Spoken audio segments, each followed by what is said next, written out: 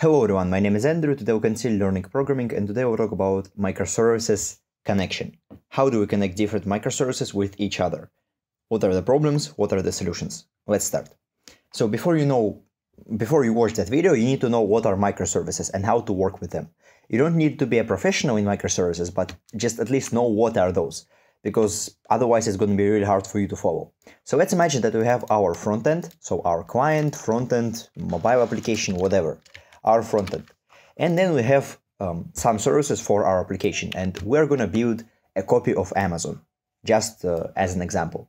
So what we're going to have is we're going to have order service, then we're going to have our user service, then we're going to have our business service, and we're going to have our balance service. So what's going to happen? Our client is going to make an order on our website. So place an order, make an order, doesn't matter. And it's going to go to order service. But how do we connect all the services together? So we have 4 separate applications. All of them are on different computers, in different systems, in different clouds. They may be in different clouds. But how do we connect them to each other? So what we need to do is once you make an order, we change it in the order service database. We need to go to user service and change some information in the user. We need to go to balance and subtract the orders price from the balance of that user. And we also need to notify the business, so the seller, the business owner, that a new order was placed. So we know that we need to send that order, that we need to bill it and do all that stuff. So we need to send that order to the person. We need to do all those steps, but how do we connect our order service to all the other services? Because user makes a request to order service first, but that request is made through HTTP. However, how can we connect balance, user, business service, all of those? Well, and why is it made from HTTP? Is that because our frontend possibly, so most likely works with HTTP, because frontend is once again a mobile application, a web app, a React app, Vue app, just JavaScript application, anything, but it's most certainly works with HTTP. So the first thing that we can do in order to connect all of those services is use HTTP again. So what I'm going to do is I'm going to connect order service to user service using HTTP API, of course. Then I'm going to connect user service to balance service using HTTP again. Wait, let me do it like this. I don't know why, but I cannot add the text. So I'm just going to do it like this, HTTP. Then we're going to do the same for business. So business goes here and user service, or let's say that order service connects to business service like this. And of course it uses HTTP as well. So what do we have here? All of our services are connected to each other using HTTP API. Why do you think that is good, or why do you think that is bad? Is it good? Is it bad? I have the answer, but I can't just tell you right away. The good thing about HTTP microservices connection is that microservices with HTTP are really easy to connect. Most of you know about HTTP APIs. Most of you know how to use HTTP APIs. So what you can do is just write an HTTP API for users, balance, business service, all the other services that you want to use, and then connect them using simple calls. For example, if we're talking about Python, we can use module called requests or AO HTTP. If we're talking about JavaScript, we can just use Axios or simple fetch HTTP requests. Everybody knows about HTTP. It's really easy to implement. However, with that easy implementation, there are lots of problems. So I think that if you're just starting working with microservices, that may be a good idea for you. But in most of the cases, HTTP is going to bring a lot of problems. So the only good thing about HTTP is that, well, there are 2 good things about HTTP. The first one is that it's very simple to implement. You just make HTTP APIs, you just call them. But the second thing is that it's synchronous. So what do I mean by that? When our client makes an HTTP call to our order service makes an HTTP call to user service, and user service makes an HTTP call to balance service. Then balance service returns the response, user service processes that response, returns the response to order, and order to frontend. That's how it works, and that's synchronous. In some applications it may be beneficial, so everything is in order, to say it like that. But some applications may not need that functionality, and most of the applications, most of the high load applications are not going to need that today. So what are the problems with HTTP? Once again, the two main pluses of HTTP is that it's simple to implement and it's synchronous. So you already have an order, it's very, very simple to understand, very simple to implement, and anyone can work with HTTP. However, there are lots of drawbacks. The first drawback is that we need to know about the structure of another service in order to make requests. What do I mean by that? Order service needs to know what kind of requests, what kind of data, what kind of headers, what kind of structure to send to user service. So user service knows about, user service has some kind of structure in the HTTP API. Order service must know that structure in order to make requests to user service. You may say, okay, but why is that? What's the problem here? The problem is that in microservices, we want to make our program as independent as possible. So not the program, but each service as independent as possible. We don't want to make a big distributed application, because what's the difference between microservices and a distributed application? A distributed application is just a big application that works on many computers at once. But microservices are separate applications that work, or separate services, applications that work together. So one microservice can possibly work without any other. So if we have one microservice called order service, we can probably make requests, make calls to that microservice, and everything will work fine. However, when we're making HTTP, we need to know everything, starting from the URL and ending with the structure of our request. So if order service makes an invalid request to user service, we're going to have an error, of course, because the data is not valid, then user service is just going to return an error. But why is it so important? It's because that if we change user service, we need to change order service. So what does it mean? That means that our services are coupled together. They're they're related to each other in a very heavy fashion. And it's really, really bad, because there may be a possibility that if you change order service, you're going to have to change multiple services at once. And typically in big companies, one team has one service. So maybe one person, maybe one team. So you can have like 3 people working on order service. You can have 1 people working on balance service, 1 person working on user service, 3 people working on business service. And imagine that someone changes something. Then all of those services should be changed afterwards, because business service can be connected to user service. Order service can be connected to balance service. We have analytical services. We have lots more things. And if your services are really, really interconnected, it may be, it is bad. It is bad for you, because once you change one service, you're going to need to change all the other services. So, or all the services that are connected to that specific service. That's what I mean by HTTP, and I think that's its main drawback. Aside from that, we have a drawback of availability. One important thing in microservices is availability. So what do I mean by that? In a big application, if something goes wrong, the whole application goes down. So if you have one big application, one monolith application, and let's say the server dies, the whole application dies, because that's one program on one server on one computer. However, in microservices, if balance service goes down, so let's say the balance service is red, it's not available, something happened to the server broke down, I don't know, the light blinked, so we need to restart the machine, or something happened. So balance service is not available. Order service is going to work fine, but user service is not going to work fine because we use HTTP. Why is that? Because user service is going to make a request to balance service. Balance service is not going to be available, so user service is going to have an error. But if you look at it closely, front end makes a request to order service. Order service makes a request to user service. User service makes a request to balance service. Balance service is not available, so we receive an error or a timeout from balance service to user service. User service receives an error and, gives an error to order service and to business service. Then order service receives an error and gives it to the front end. But there is a problem that some things may already be changed. So let's say that order service has a new order in the database. User service has a new user in the database, or order service reflected some change in the user, in the database, in the user that made that order. Balance service has no change in it. So what does that mean? That means that our data is inconsistent. because order service is already changed, user service is changed as well, but balance service is not available.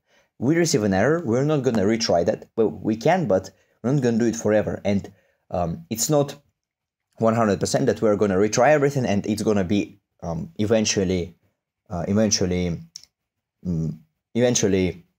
forgot the word, eventually consistent. That our data is going to be eventually consistent. So when you have one service down or multiple services down, what's going to happen is that you may experience, it depends on how you write your code, but you may experience inconsistencies. And once you experience an inconsistency, it's going to be, well, impossible to work with your data set. Because let's say that user service says that user with ID 1 is deleted, but balance service just has that user ID balance, or balance service works with that user, or order service makes or places order for that user that is deleted.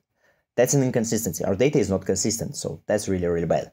But of course, it may be the thing that you write your transaction, so you write your database transactions, or you make it so that everything is committed, everything is saved in your database, only if all the services respond with HTTP 200 or respond successfully. So only if everything goes well, then we make the change to the database. Still, we're going to have problems with that. So the main problem with that distributed transaction is called a distributed transaction. When we don't make one transaction within one database, but we make it so that the transaction goes to multiple services at once. And if something fails, all the services roll back their transactions, so they cancel their changes. It's still going to be a problem if we make it HTTP. Why is that? Because it may happen, or it will happen if you make a distributed transaction. Distributed transactions are not really good because, well, they allocate a lot of resources and they may be really, really slow. Slow in the sense of that the user service can have a timeout for 30 seconds between users. So this HTTP connection, so from user service to balance service, can have a really, really big timeout. And so there are lots of problems with consistency, with timeouts, with availability. And of course, we need to know about the structure. All those problems with availability, they're bad, but the worst thing is that we need to know about the structure. We need to know every aspect of user service in order to work with order service. And that's just really, really bad, because that is a distributed application. It may work. It may work again. If you have a very simple, program, you shouldn't do microservices. But if your microservices are simple enough, you can use HTTP. But there are lots of problems with it, and I told you most of those. However, what can we do in order to connect our services without HTTP? We can use events in microservices. So I already talked about events a lot. I talked about event sourcing. So when you save changes, so events in the database, not the current state of the database. So you can watch that video. It's really, really interesting from my point of view, but the thing is really hard to implement. However, what we're going to talk about today is really easy to implement. And it's called, well, not that easy, but once you get a hold of it, it's going to be kind of easy. So what we're going to talk about today, we're going to talk about events, event-based microservices. What are we going to do? We're going to remove all of those HTTP connections, except for the front end. So front end uses HTTP in order to connect to order service, to user service, or any other service. I think that's pretty obvious. So if we have a mobile application, we're not going to use any other protocol. We're going to use HTTP in order to connect to order, user, business.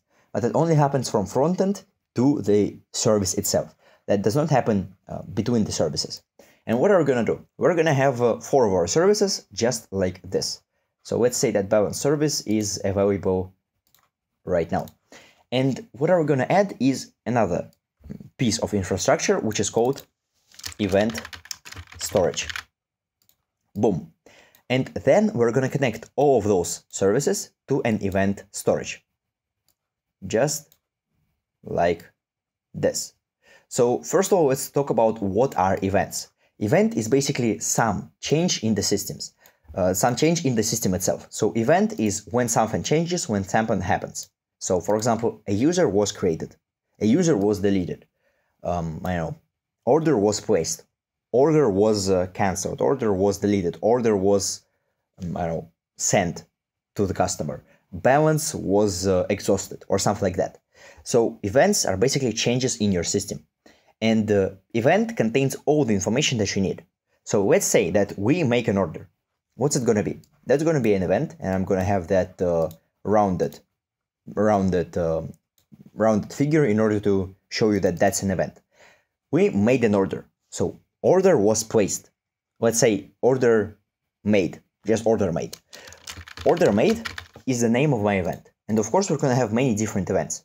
And it's really, really important that all of your events in any programming language, in any kind of system, are called in past simple.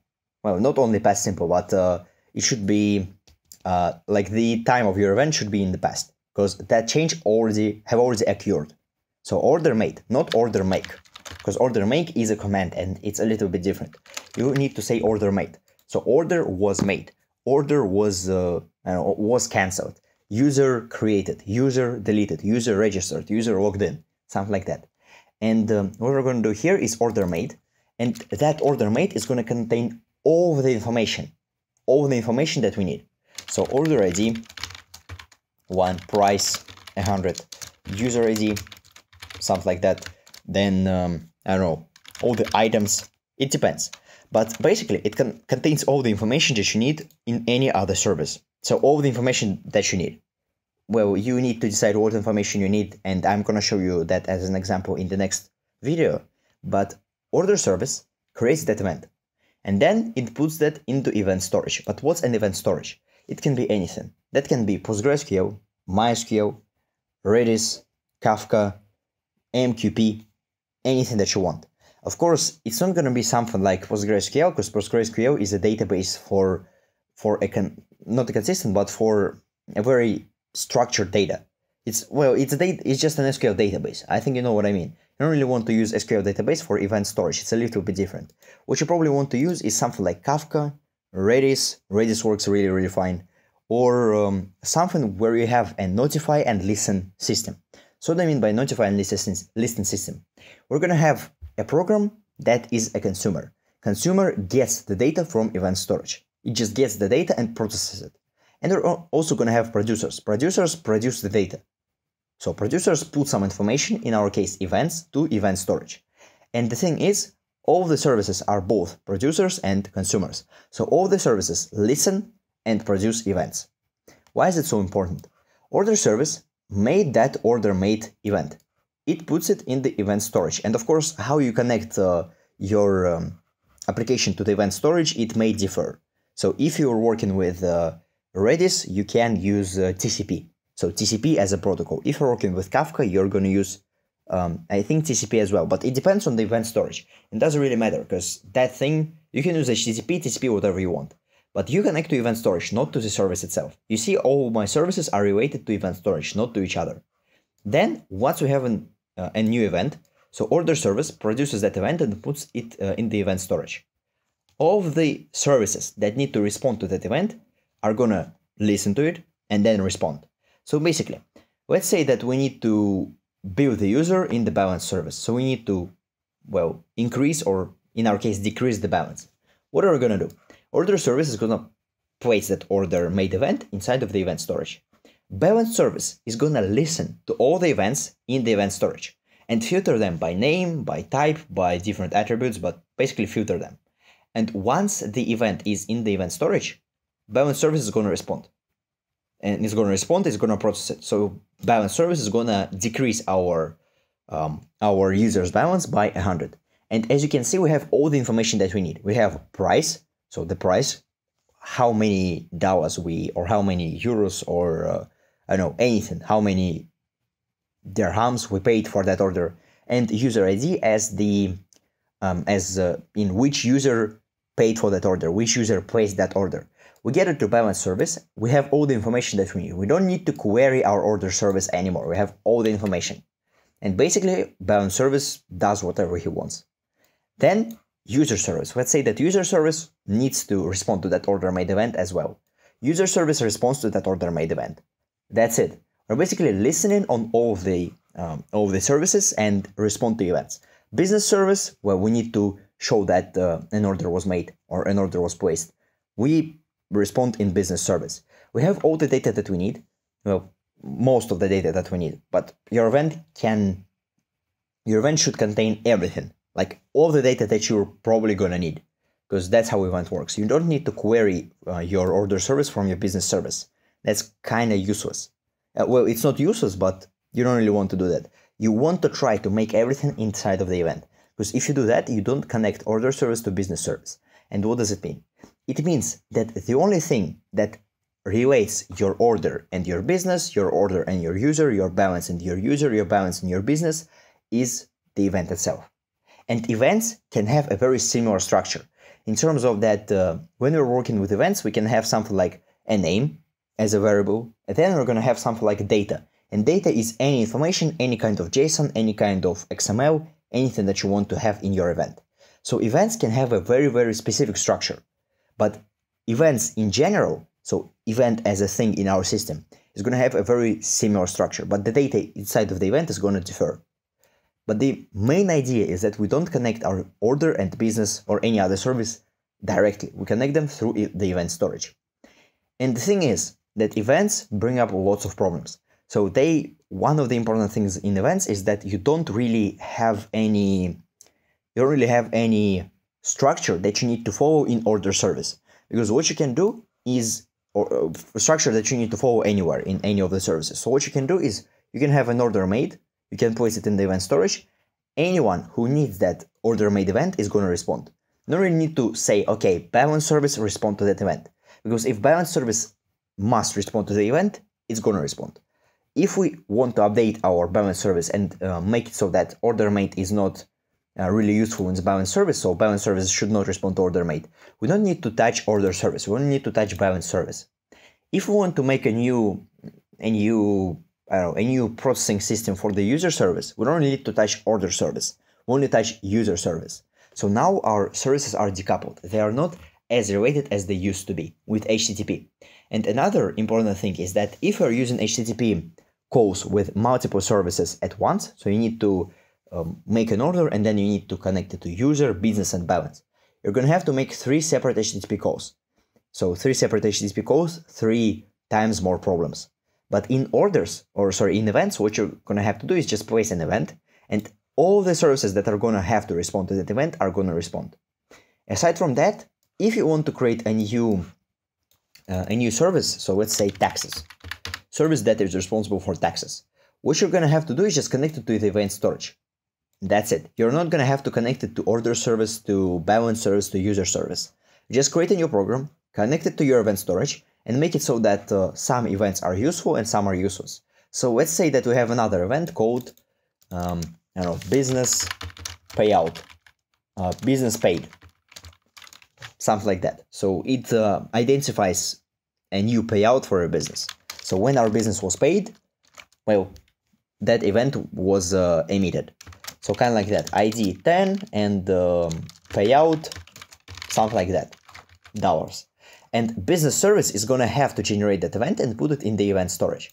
Then once we have that event, we may use balance service in order to increase our balance. We may use the taxes in order to show or in order to process taxes. We can use whatever we want. We don't need to change business service. We just need to make it so that business service emits all the events that may be useful in our application.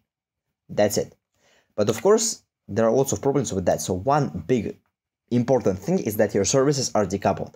They're not related to each other directly. They're using event storage, and events are really, really useful in that. You don't need to use a very specific structure from one service to another. You don't really need to update one service if the other one is updated. Of course, sometimes you're going to have that. So let's say that if the user is deleted, we need to delete all the orders for that user. Of course, we're going to have user deleted event, and then all the orders are going to be deleted. But it doesn't mean that if we change something in the user service internally, we're going to have to change order service or any other service in our system. That's the most important thing. And aside from that, one important idea of events is that they show you the changes in your system. So it's really, really useful to see all the changes that you're having in your system. But of course, there are also problems with that. So one problem is events that respond to other events. What do I mean by that? Let's say that order service emitted that order made event. So we have something in our order service database, we change something, then we change something in users, then we change something in business. What's going to happen if we don't have enough money for balance service? So let's say that those three services had some change within them. So order was made, some user information was updated, but balance service says, wait a minute, user with ID 1010 does not have $100. The account only has $50 on it. So what does it mean? That means that we don't have enough money, but we already made the change in user, order, and business. So what does that mean? That means that we need to remove that or roll back that change. We need to remove it. But we cannot do it because we don't use distributed transactions. We just make the change, we emit events. That's it.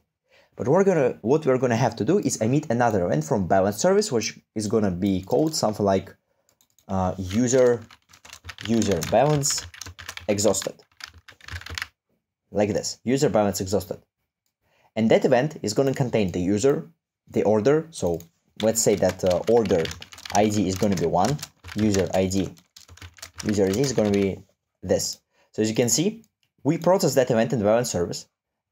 All the services already applied their changes, but then balance service just says, okay, user balance exhausted. We don't have enough money for that service, or sorry, for that order. Then what's going to happen is that order service, business service, and user service are going to listen to that event. They're going to listen to the event that goes from, is used as a response to order made event from balance service. So user balance exhausted is going to be in the event storage, and user service, order service, and business service are going to respond to that event and make some changes in their database, and then maybe notify the user that something was wrong. So that's how it works. That's the main idea, is that if you have an event that is, if you have something that you need to check, how you check it is using that thing, user balance exhausted. Something was wrong. And of course we can have other events like user build, with all the data that we need. And we can make it so that if user was built, the order is marked as paid for or marked as successful. Business has that money, or business is notified that, okay, that user paid, everything's good, and user service shows some other information. So you can have different events, and different events may produce a lot more events. So one event can produce a series of events at once. That's one problem. And the other problem is in the event storage itself. Of course, you need to look after it, you need to manage it, you need to have a person who knows about good event storages like Kafka, Redis, or any other one. But the most important idea in the event storage from my point of view is that you're going to have to make it so that every service responds to the event. Let's say that balance service is down again, like this. This time we're not going to see any error in the order or user service. Why is that? Because we don't make calls to balance service, we make it to event storage. We don't even make calls, we just emit events.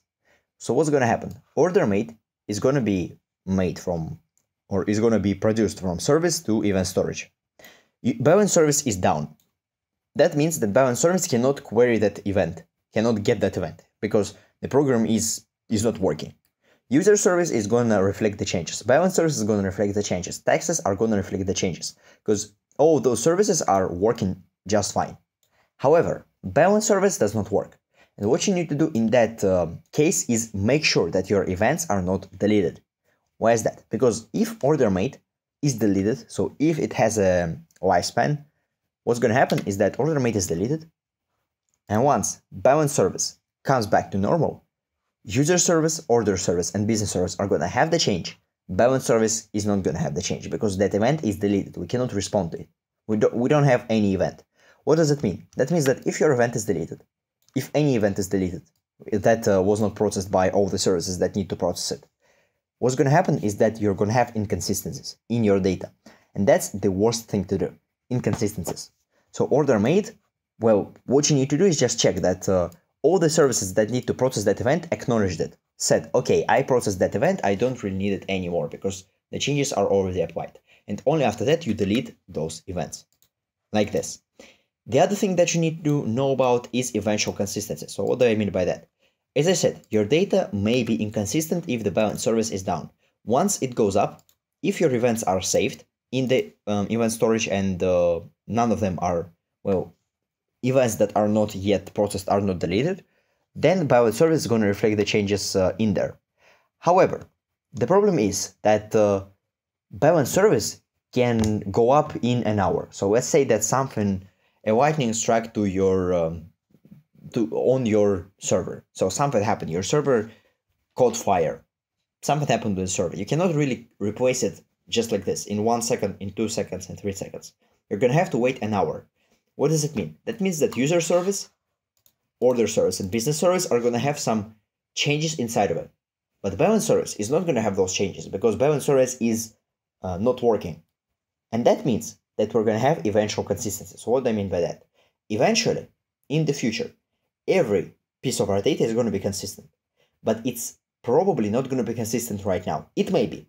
If everything is working, it will be consistent because everything is going to be just like this. But our flow is asynchronous. That means that we don't really wait. We cannot wait because when I say order made from order service to event storage, that's just it. I don't wait for balance service to complete it, for user service to complete it.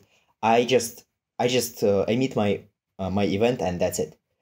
So our flow is asynchronous. That means that our services are going to be not consistent for some time. That means that, well, we may experience some problems, but actually 99% of the applications that you see right now are not consistent because you cannot really have consistency in real world. Some people say, oh yeah, databases can be consistent, but that's just not true. Because if you have two programs on two separate computers, anyway, you're going to make those two programs consistent at any point of time. Because you're going to have ping between those computers, you're going to have lags, bugs, or any other thing. So none of the data can be consistent if you have two programs on two separate computers. Because those are two separate computers, you're going to have to reflect changes on both of those. Ping, network, the distance between those computers, all of those things can interrupt or make our data not consistent. But that does not mean that we cannot achieve consistency in the future. That's the only idea of eventual consistency, is that we're making sure that our data is going to be consistent, but it's going to be consistent in the future. So that means that in the future, maybe in an hour, maybe in 10 seconds, in 10 minutes, in a day, our data is going to be consistent.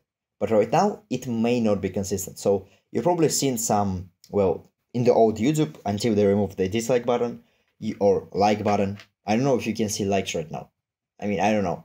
But you probably saw that a video can have let's say 100 views and 500 likes. That's because the YouTube systems are not consistent at any point of time.